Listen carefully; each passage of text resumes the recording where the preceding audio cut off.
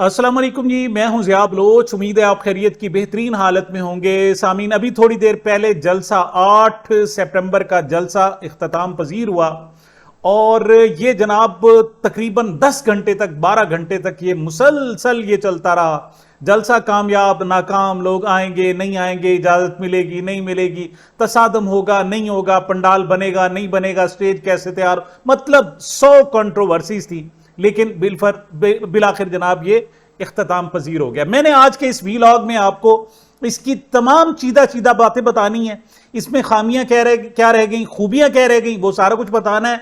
और वो जो 10 मिनट की जनाब सारी की सारी कार्रवाई है वो भी आपको बतानी है। और उसमें जनाब जो खिताबात हुए, जो अल्टीमेटम दिए गए, जिस तरीके से आर्मी चीफ का नाम लिया गया, जिस तरह DGIS का नाम मोहसिन नकवी के हवाले से और बहुत कुछ, मरियम को पुकारा गया जनाब, ये सारा कुछ मैंने ना सिर्फ आपको बताना है बल्कि क्लिप्स मैंने तैयार किए हैं, उन क्लिप्स को जनाब आपको दिखाना भी है। लिहाजा एक जबरदस्त मेरा ख्याल में ये व्लॉग होगा। शायद थोड़ा सा जरा ज्यादा हो जाए क्योंकि मैंने वो जो टोटे हैं ना जी, वो चूंकि आपको दिखाने हैं, लिहाजा ये है बड़ा शानदार जनाब। जी जनाब, जो गवर्नमेंट ने इजाजत दी थी 4 बजे से 7 बजे, 3 घंटे के अंदर आपने वाइंड अप करना है।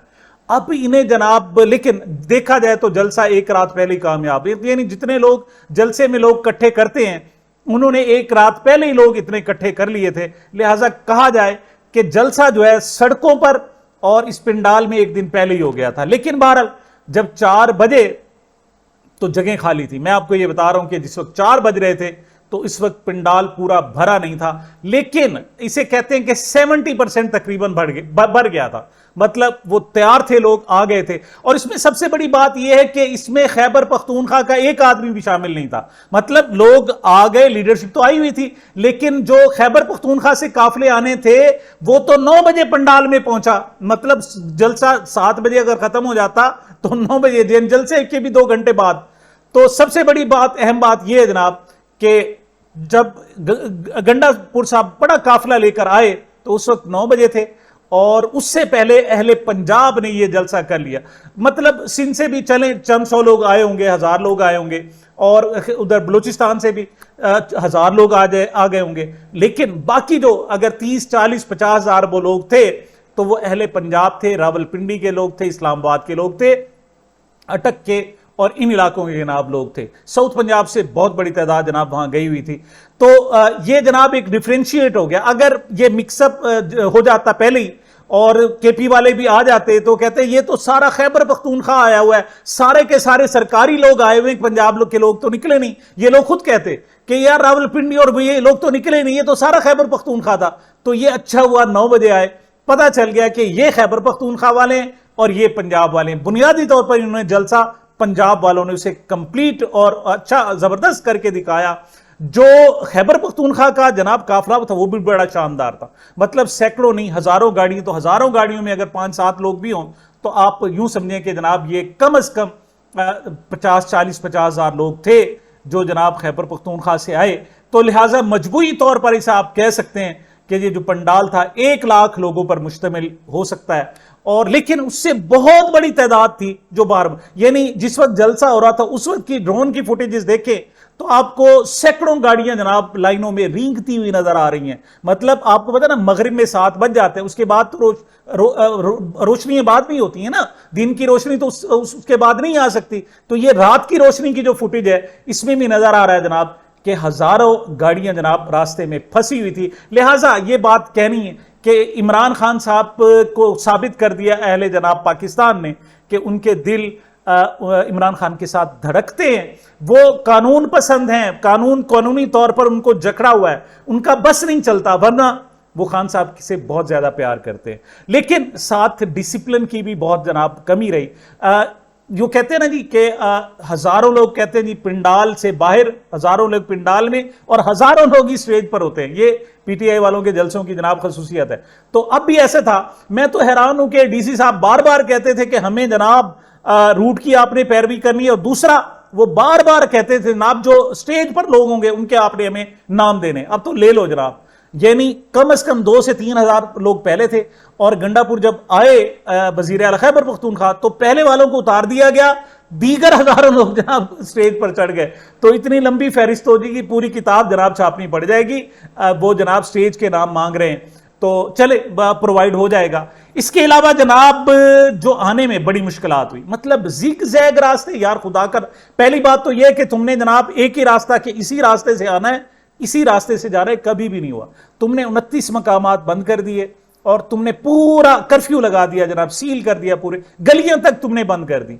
और फिर जो रास्ते छोड़े वो भी जिग जैग, जिग जैग मतलब आप देखें कि बेचारे गाड़ी निकलती है बड़ी मुश्किल से, फिर आगे से, यानी अच्छा ड्राइवर न हो तो आप जिग जैग से निकल भी नहीं सकते। इसकी क्या जरूरत थी? मतलब क्या आप मैसूर करना चाहते थे उन लोगों को? क्या करना चाहते थे? वो पुरअमन शहरी हैं, उन्होंने आकर पाकिस्तान के तराने पड़े हैं, पाकिस्तान जिंदाबाद के नारे लगाए, वो कोई दुश्मन मुल्क के नहीं थे, आपके अपने पाकिस्तानी है कि, लेकिन आप क्या सलूक कर रहे हैं? मेरे ख्याल में अब आपको खुद शर्मिंदगी होगी। क्यों? जलसा हो गया, जो होना था हो गया, और अब आपके पास सिवाय पछतावे के, और हाँ ठीक है 8-10 मुकदमात दर्ज कर लेंगे जनाब कि देखें जी जलसा जनाब ये 10 बजे कैसे खत्म हुआ, पौने 10 बजे, 9:30 पौने 10 बजे, क्या 2-2.5 घंटे कैसे लेट हुआ? और साथ जब बजे तो हाइप क्रिएट कर दी तमाम टीवी चैनल्स पे जनाब, ब्रेकिंग न्यूज जनाब, पुलिस को हुक्म दिया गया पंडाल खाली कराए, एफसी की मदद तलब कर ली गई। पागल हो तुमने जनाब 26 नंबर चुंगी पे फायरिंग शेलिंग की, यह भी शर्म आनी चाहिए थी। क्यों? ये 13 किलोमीटर दूर है जनाब, और वहां तुमने ऐसे पंगा लिया। मकसद क्या था कि जनाब अगर बयानिया हमारे पास होना चाहिए, अगर जलसा उनका कामयाब होता है तो फिर हम ये तो कम से कम कह सके ना कि देखें जनाब इन्होंने गुंडागर्दी की है, अब सारी क़यादत पे मुकदमा दर्ज हो जाएंगे। हालांकि लाइव मीडिया नहीं दिखा रहा था, बाकी जनाब सोशल मीडिया तो दिखा रहा था, उसमें सारी की सारी क़यादत जनाब वहां मौजूद है। अब देखिएगा मुकदमात में 26 नंबर चुंगी पर जो कहते हैं जी 100 से 150 लोग, उनमें सारी क़यादत के नाम शामिल करने हैं, सबको एक मरतबा ज़बान तय करानी पड़ेंगी। और दूसरा, आमिर मुगल की तो खैर नहीं है क्योंकि उसने इजाज़त ली थी और वो जनाब मुहर्रिक थे, तो ऐन मुमकिन है जनाब कि अब उनको रात कहीं और गुजारना पड़े और आइंदा जमानत का भी बंदोबस्त करना पड़े, क्योंकि जनाब उनको तो लाश भी उन पर गिरफ्तारी भी होगी और जनाब उनके साथ। अच्छा, साथ ही जनाब सोशल मीडिया पर चूंकि चल रहा था कुछ गलत जनाब वीडियो फुटेजेस भी चल गई, गलत से मुराद पुरानी चल गई, ये वो भी पीटीआई की, ये भी पीपल्स पार्टी की नहीं है। पीपल्स पार्टी वाले तो पीटीआई के जलसे को अपना जलसा करके दिखा देते हैं, नून लीग वाले पीटीआई के जलसे को अपना जलसा करके दिखा देते हैं, लेकिन ये उन्हीं की थी, लेकिन पुरानी थी। इस वाले से साबिक सदर ममलिकत डॉक्टर आरिफ अलवी साहब ने भी एक जुनेद अकबर के नाम से किसी ने कहा जनाब कि ये देखें वो काफिला लेकर आ रहे हैं, वो उन्होंने जनाब उसको रीट्वीट कर दिया, नहीं कि खुद किया, उन्होंने सिर्फ रीट्वीट किया कि देखें जी कितने लोग हैं। तो बाद में उन्होंने जनाब उसको डिलीट किया और बाकायदा मुआजरत की कि दो जनाब फुटेज ऐसी थी जो पुरानी थी, लेकिन मैंने ताज़ा करके मेरे पास चूंकि सामने आई, मैंने उसे रीट्वीट कर दिया।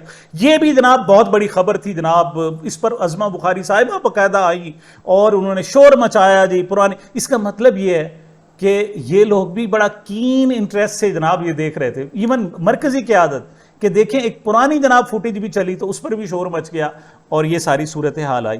अच्छा जी, अब आते हैं जनाब कितने लोग थे, वो पूछते हैं ना जी भाई कितने लोग थे, तो ये सलमान अकरम राजा की पीछे बैक पे आवाज आ रही है जनाब, और ये कितने लोग थे उसकी इब्तदाई फुटेज आप सुन लें, कितने लोग थे।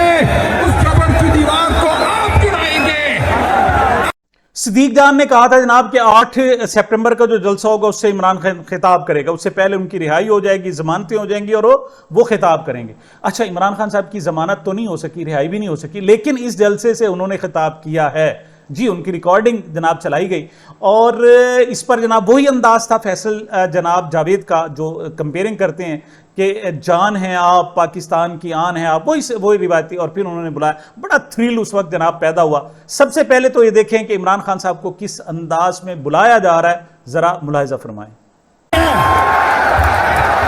कौन बचाएगा पाकिस्तान? और अब आप सब मेरे साथ मिलके बुलाएंगे, पाकिस्तान की आन है आप, पाकिस्तान की शान है आप, पाकिस्तान की जान है आप, पाकिस्तान के खान है आप, पाकिस्तान के कप्तान हैं आप, वज़ीर आज़म इमरान खान हैं। बिस्मिल्लाहिर्रहमानिर्रहीम। इय्याका नअबुदु व इय्याका नस्तईन। अल्लाह तेरी इबादत करते और सिर्फ तेरे से मदद मांगते हैं मौला। आज पहले तुम्हें जिस तादाद में आप आज जी जनाब, जो अगला मैंने क्लिप आपके लिए सिलेक्ट किया वो भी इमरान खान साहब की खिताब का है। इससे आपको अंदाजा हो जाएगा कि लोग कितने थे। मतलब ये इस वक्त भी फुल स्विंग नहीं था। ये जब इमरान खान का खिताब हुआ तो खैबर पख्तूनख्वा का जो काफिला है, जिसे जितने हजार भी लोग थे उसमें हजारों तो गाड़ियां थी, तो वो अभी तक पिंडाल में नहीं पहुंचा था। लेकिन उस वक्त भी इमरान खान का खिताब बहरहाल करा दिया गया। उस वक्त देखें एक तो इमरान खान खिताब क्या कर रहे हैं और लोग कितने हैं, ये भी आप गिन सकते हैं। तो प्लीज जरा गिन लें, या अज़मा बुखारी साहिबा अगर गिन सकती हैं तो गिन लें। देखें आप कहते हैं 2-4 लोग ही थे, तो गिन लें जनाब, 4 हैं या 2 हैं, कितने, 3 हैं, कितने हैं आप बता दें। उस अथॉरिटी का मकसद यह था कि कॉलेजेस और स्कूलों में हमारे नबी सल्लल्लाहु अलैहि वसल्लम की जिंदगी हमारे बच्चों को बताएं ताकि उनके कैरेक्टर मजबूत हो। नबी सल्लल्लाहु अलैहि वसल्लम ने मदीना की रियासत में एक तो ज़हनी तौर पे लोगों को आजाद किया और दूसरा उन्होंने अदल और इंसाफ दे के इंसानों को आजाद किया। हमारे मुल्क में जब तक हम लोगों को उनके हकूक नहीं देंगे, कमजोर को ताकतवर से तहफ़्फ़ुज़ नहीं देंगे, हम लोगों को आजाद नहीं कर सकते। ये बदतरीन गुलामी है। आखिर में अब सब तैयारी करें। आज जिधर भी पाकिस्तान में ये देख रहे हैं, मैं पहले तो सब आपका शुक्रिया अदा करता हूं कि आप मेरी कौम पाकिस्तान के लिए बाहर निकले हैं।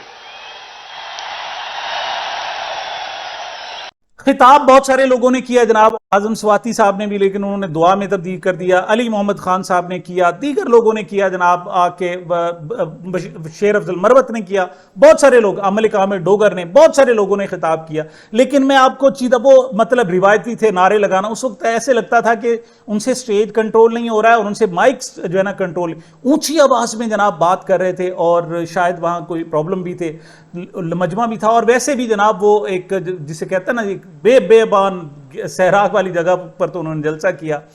तो इसमें जनाब जो चीदा खिताब थे उनमें जनाब साबिक वजीर आला गिलगित बल्तिस्तान खालिद खुर्शीद का बड़ा मानी खेज था। उन्होंने चीफ ऑफ आर्मी स्टाफ का नाम लिया। उन्होंने कहा जी एक मरतबा DGISPR ने कहा था कि सारी आर्मी चीफ के साथ खड़ी हुई है, सारी फौज, और यहां पर वो कहते हैं जी पूरे पाकिस्तानी जो है इमरान खान साहब के साथ खड़े हुए। क्या कहा जरा सुने। और मुसलमानों, गैरतमंद लोगों, और मेरे पंजाबियों, मेरे पख्तूनों, और मेरे सिंधियों, मेरे माजरों, और मेरे कश्मीरियों, मुसलमानों, तुम्हें कह रहा हूं, अपने आप को कह रहा हूं कि कोई गैरतमंद कौम हो, कोई गैरतमंद कौम हो, किसी का बाप ही चाहे चीफ ऑफ आर्मी स्टाफ खुद क्यों ना है, नहीं चुरा सकता मैंडेट, नहीं चुरा सकता। ये इसलिए कि हम शायद गैरत भूल गए। अच्छा जी, अगला क्लिप भी मैंने उन्हीं का सिलेक्ट किया है। क्यों उसको मैं बयान नहीं कर सकता, शायद कुछ चीज़ों को सेंसर भी करना पड़ जाता है, लेकिन हमारे यहाँ सबसे ज़्यादा चूंकि डिस्कस करने वाली वही चीज़ें हैं और उसमें जनाब आइन का जिक्र है, उसमें जनाब जर्नैलों का जिक्र है और फिर मोहसिन नकवी का जिक्र है। मैं उसकी डिटेल आपको नहीं बताता, आप खुद सुन लें। ये भी कहा गया है, कहते हैं ना जी, ये भी कहा गया है, सुने।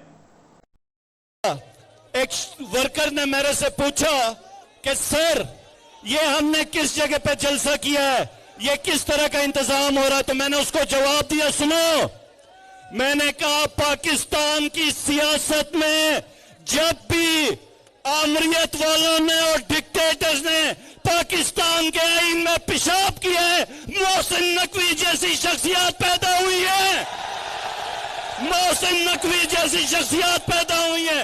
और इन जैसे लोगों को यही ज़ेब देता है कि वो हमारे रास्ते में रुकावटें खड़ी करें, और हम जैसे दीवानों के लिए यही है कि हम 2-2 घंटे पैदल चले, लेकिन आएंगे, हम आएंगे।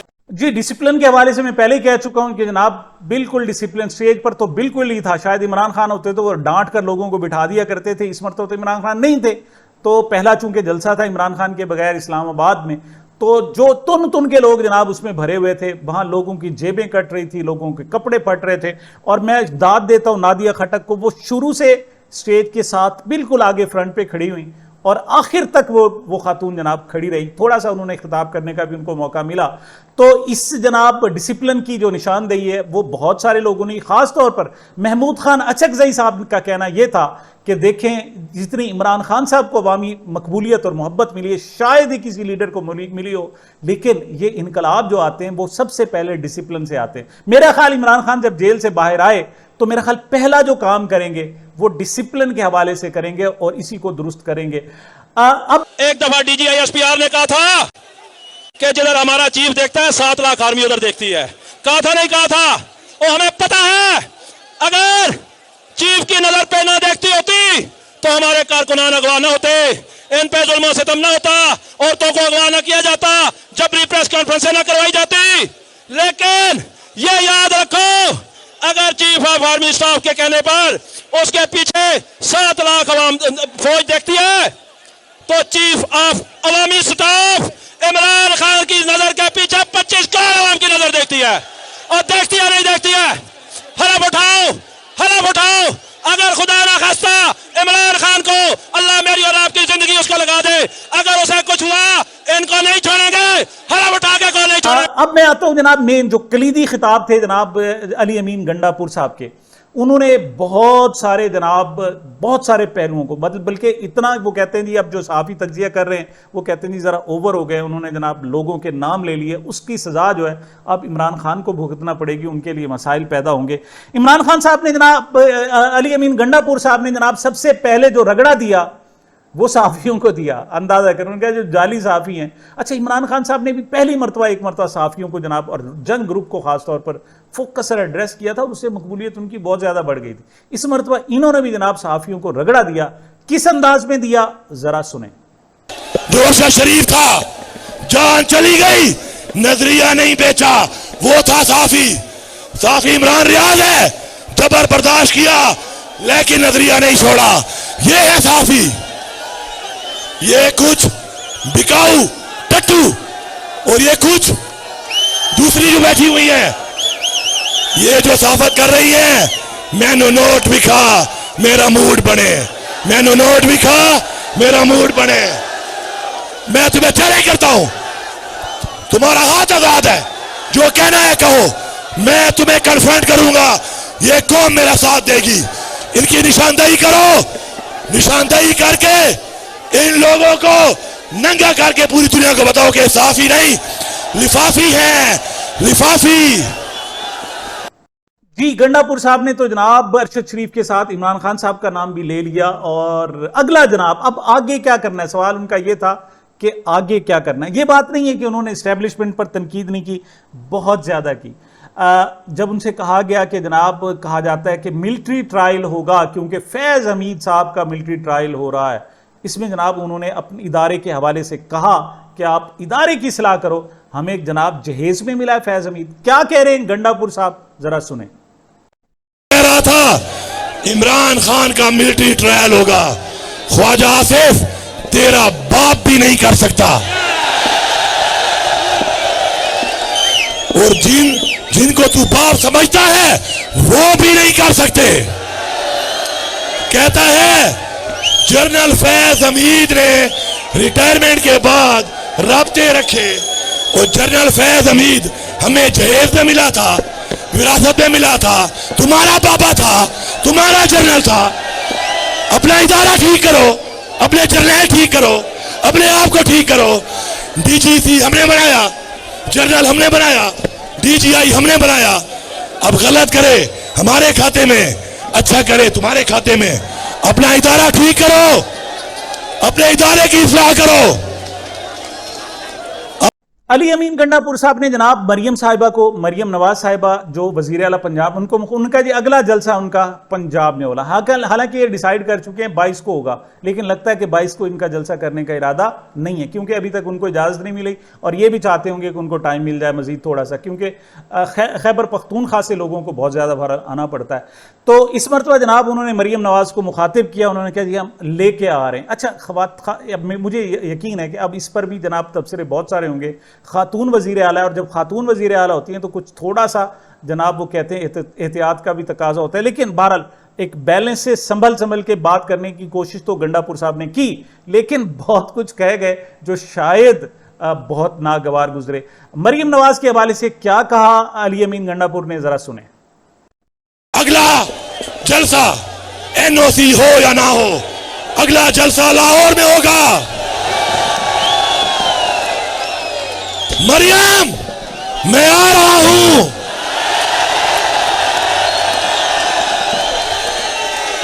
अगर मीनारे पाकिस्तान में इजाजत होगी तो ठीक है, वरना हमारे पठानों का असूल है, हम ढोल भी लेके आते हैं, बारात भी लेके आते हैं।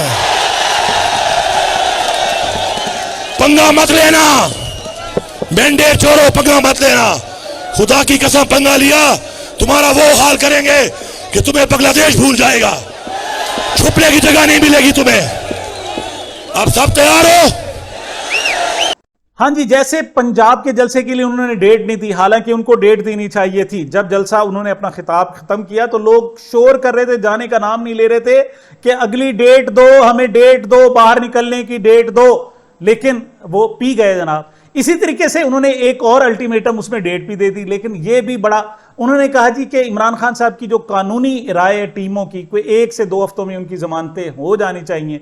अगर उनकी रिहाई नहीं होती तो फिर 1 से 2 हफ्ते के जनाब अल्टीमेटम है, उसके बाद हम खुद रिहा कराएंगे। कैसे रिहा कराएंगे ये तो उन्होंने तफसील नहीं बताई, लेकिन पहले देखें क्या कहा उन्होंने इमरान खान की रिहाई के हवाले से। सुन लो, 1 से 2 हफ्ते में कानूनी तौर पर इमरान खान रिहा ना हुआ तो खुदा की कसम हम इमरान खान को फिर खुद रिहा करेंगे। तैयार हो? तैयार हो? हक के लिए तैयार हो? मैं आपको लीड करूंगा, मैं आपको लीड करूंगा। पहली गोली मैं खाऊंगा, आगे मैं हूंगा, पीछे नहीं हटना। अगर अब हम पीछे हटे तो न दोबारा ऐसा मौका मिलेगा, न दोबारा ऐसा लीडर मिलेगा, न दोबारा ऐसी कौम मिलेगी, न दोबारा ऐसा जज्बा मिलेगा। इंशाअल्लाह इंशाअल्लाह इमरान खान जल्द हमारे दरमियान होगा, और जो उसके रास्ते में रुकावट बना, फिर मेरे पास भी कई लोगों के केस पड़े हैं, हथकड़ियां लगा के घसीटूंगा उन सबको। वजीर आला खैबर पख्तूनख्वा ने जी DGI-ISPR को फिर कहा, उन्होंने कहा जी आप कहते हैं कि आप सियासत में नहीं, कहते हैं सियासतदान ही आप हैं। उन्होंने फिर मतलब नाम ले लिया, और इस पर सबसे ज्यादा फैसल वोडा साहब को तकलीफ हो रही थी। वो कह रहे जी आपने नाम लेके इमरान खान को फंसा दिया है, और साथ तो वो ये कह रहे हैं कि अब गंडापुर के दिन भी गिने जा चुके हैं, मतलब लोगों को मैंडेट नहीं है, सच की बात नहीं है। हाँ, आपका नाम ले तो आपको बहरहाल बहुत बुरा लगता है। गंडापुर ने DGI-SPR को सियासत के हवाले से क्या कहा, और क्या कहा कि आप हमें जानवर समझते हैं। क्या कहा वजीर आला साहब ने, जरा सुने। DGI-SPR साहब, DGI-SPR साहब, मुंह जबानी कहने से कि तुम सियासत में हिस्सा नहीं लेते, हम कोई जानवर नहीं है। सियासत तो कर ही तुम रहे हो, सियासत तो कर ही तुम रहे हो, किसी और को तो छोड़ नहीं रहे हो। मजे की बात यह है कि अफसोस हमारा कुछ बिकाऊ मीडिया और सहाफी बिकाऊ जब सामने बैठे होते हैं तो DGI-SPR साहब आपसे सवाल नहीं करते, आपसे सवाल नहीं करते, क्योंकि अपना कलम वो बेच चुके हैं। मेरे पाकिस्तानियों, पहचानो इन लोगों को। जी जनाब, मेरे ख्याल में थोड़ी सी तवील हो गई, लेकिन मैंने पूरा नक्शा जो खिताबात थे सारे उनके अहम अहम पॉइंट्स आपको बता दिए और ओवरऑल नक्शा दिखा भी दिया, बता भी दिया, सुना भी दिया। तो मजीद तवील हो जाएगी, और भी बहुत सारी तफसीलात हैं, लेकिन फिर इंशाल्लाह आइंदा व्लॉग में। ये जनाब अब तक की मेरी जनाब गुजारिशात थी। मुझे अपनी चैनल को अपनी मोहब्बतों और दुआओं में याद रखिएगा। मिलते हैं छोटे से वक्फे के बाद।